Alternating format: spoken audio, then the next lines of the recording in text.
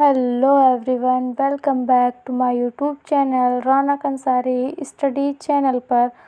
आज की इस वीडियो में हम पढ़ेंगे नज़ीर अहमद की तसनीफ़ जो है वह इब्नुल वक्त, उसके बारे में हम पढ़ेंगे। पहले हम देख लेते हैं नज़ीर अहमद की खुलासा के बारे में, फिर उनकी तसनीफ़ पढ़ेंगे और फिर इब्नुल वक्त देखते हैं।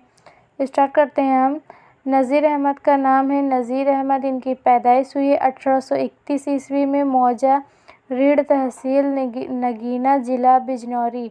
मुख्तसर सवाने हयात इनकी है। नज़ीर अहमद के वालिद का नाम मौलवी शहादत अली था। इब्तिदाई तालीम घर पर हुई। फ़ारसी और अरबी की तालीम अपने वालिद से हासिल की। मौलवी नसरुल्लाह ख़ान से अरबी, नहू, मुंतक और फ़लसफ़ा पढ़ा। उसके बाद दहली आए और मौलवी अब्दुल खालिक की शागिर्द हुए। वहीं दहली कॉलेज में दाखिला लिया और मशहूर अरबी दां मौलवी ममलूक अली और प्रिंसिपल मिस्टर टेलर से अरबी अदब, रियाज़ी और अंग्रेज़ी के बाज़ाब्ता तालीम हासिल की। 1854 ईस्वी में तालीम ख़त्म करके एक मदरसे में टीचर हो गए। फिर तरक्की करते करते डिप्टी इंस्पेक्टर मुदर्रिस के अहदे पर फायज़ हुए। 1861 ईस्वी में इंडियन पेनल कोड का तर्जुमा करने के लिए जो कमेटी बनी उसमें नज़ीर अहमद भी शामिल थे। उनका तर्जुमा इतना मकबूल हुआ कि अंग्रेज़ सरकार ने उन्हें कानपुर का तहसीलदार बना दिया और फिर 1862 ईस्वी में डिप्टी कलेक्टर के अहद पर फायज़ हुए। बाद में सर सालार जंग अव्वल ने उन्हें हैदराबाद बुलाया और निज़ाम हैदराबाद के मुस्तकिल मुलाजिम हो गए। सालार जंग की मौत के बाद वो दिल्ली वापस आ गए और यहीं 3 मई 1912 ईस्वी बरोज़ जुमा में दारे फ़ानी से कोच किया। इनकी तसानीफ़ जो हैं वो है मिरतुल उरूस, बनातुन नाश, तौबतुन नुसू, इब्नुल वक्त, फसने मुब्तला, रोयाए सादिका और अयामी उनके नावल हैं। इख़्लाक़ियात के मौज़ू पर अल-हिकायात, चंद पंद और मुअज़्ज़ा हुस्न नामी किताबें लिखी हैं। कलाम पाक का उर्दू में तर्जुमा किया है। इम्हातुल माला लिखी जिसमें अज़दवाज मुतहरात की ज़िंदगी का बयान है। इसके अलावा भी कई तर्जुमे उन्होंने किए। उर्दू का पहला नावल निगार। नज़ीर अहमद को आम तौर पर उर्दू का पहला नावल निगार तस्वुर किया जाता है, लेकिन इस सिलसिले में नाक़दीन के दरमियान इख्तलाफ़ात पाए जाते हैं। डॉक्टर महमूद इलाही ने अपनी तहक़ीक़ की बिना पर ख़त तक़रीर मौलवी करीमुल्लाह को उर्दू का पहला नावल निगार गर्दाना है, लेकिन डॉक्टर एजाज़ अली अरशद लंबी बहस के बाद अपनी किताब नज़ीर अहमद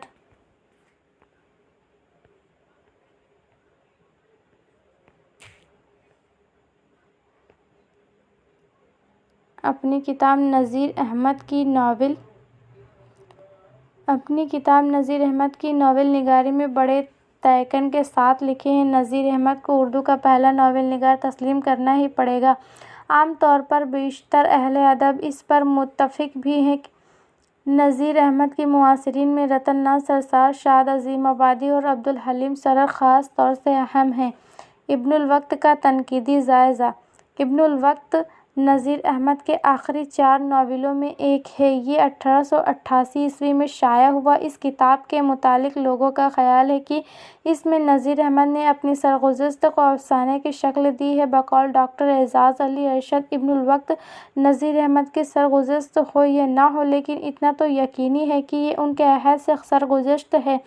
उन्होंने अपने अहद और अपने गर्दोपेश की कशमकश को कामयाबी के साथ इस नावल में उतार दिया है। लोगों के दिलों में मग़रिबी तहज़ीब व तमद्दुन के ज़हरीले असरात के ख़िलाफ़ जो शदीद जज़्बा था, उसी ने अदब में मज़हबी और मुआशरती इस्तिलाह की सूरत इख्तियार की है और उसकी झलक हमें इब्नुल वक्त और नज़ीर अहमद के दूसरे नावलों में नज़र आती है। जहाँ तक नज़ीर या सर सैयद के नावल के किरदार हिज़्ज़तुल आला सलाम या इब्नुल वक्त के पेश पर्दा होने का सवाल है, तो उस वक्त के हालात के पेश नज़र उसके बिल्कुल इनकार भी नहीं किया जा सकता है।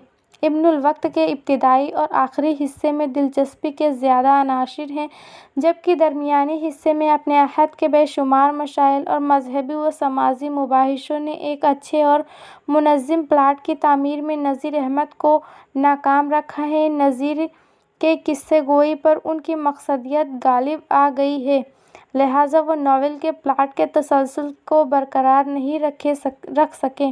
ابن الوقت کی کردار نگاری نقادوں کے درمیان بحث کا موضوع رہی ہے۔ اس ناول کا سب سے اہم کردار ابن الوقت ہے، جس کے بارے میں کہا جاتا ہے کہ یہ سر سید کی نمائندگی کرتا ہے۔ میرے خیال میں اس کردار میں کچھ خصوصیات سر سید کی ضرور ہیں، لیکن اسے ہم نذیر احمد کی شعوری کاوش نہیں کہہ سکتے، کیونکہ انگریزی تہذیب کی تقلید نے اس معاشرے میں ایسے کردار عام کر دیے ہیں۔ اسی طرح حضرت علیہ السلام کے کردار میں نذیر احمد کی چند خصوصیات کی جھلک ملتی ہے۔ شعوری طور پر نذیر نے خود کو پیش نہیں کیا ہے۔ فنی اعتبار سے ابن الوقت کا کردار حضرت السلام سے زیادہ ترقی یافتہ اور بلند ہے۔ نذیر احمد کے کرداروں میں جو تاریخی ارتقاء کی کمی ملتی ہے، وہ ابن الوقت کے کردار میں کسی حد تک پوری ہو گئی ہے۔ بقیہ کرداروں میں نوبل اور شارپ صاحب کے کردار بھی اچھے ہیں۔ مجموعی طور پر اس ناول کے کردار اوسط درجے کی کردار نگاری کا نمونہ ہیں۔ اس کے تمام کردار اس میں بامسمیت ہیں اور ابتدا سے انتہا تک ان میں یکسانیت پائی جاتی ہے۔ ابن الوقت میں طویل مذہبی مکالموں کی بھرمار ہے۔ اکثر مقامات پر یہ مکالمے تقریر اور وعظ کی صورت اختیار کر گئے ہیں۔ مقصدیت کے حصول کی خاطر یہ طویل گفتگو قصے کے فطری ارتقاء میں رکاوٹ پیدا کرتے نظر آتے ہیں، لیکن نذیر احمد کی ظرافت اور لب و لہجہ کی شگفتگی اور برجستگی نے ناول کے طویل مکالموں کے باوجود اسے قارئین کے لیے قابل قبول بنا دیا ہے۔ ڈاکٹر اعجاز علی ارشد کا یہ قول ناول پر صحیح کامنٹ معلوم ہوتا ہے کہ صرف ابن الوقت کے کردار یا نذیر احمد کی شگفتزا تحریر کے سبب ہی یہ ناول ان کا ناکام ترین ناول بننے سے بچ گیا۔ اگر ویڈیو اچھی لگی ہو تو ایک لائک ضرور کریں، ہمارے چینل پر نئے ہو تو سبسکرائب کریں۔ Thank you. آج کی ویڈیو میں بس اتنا ہی۔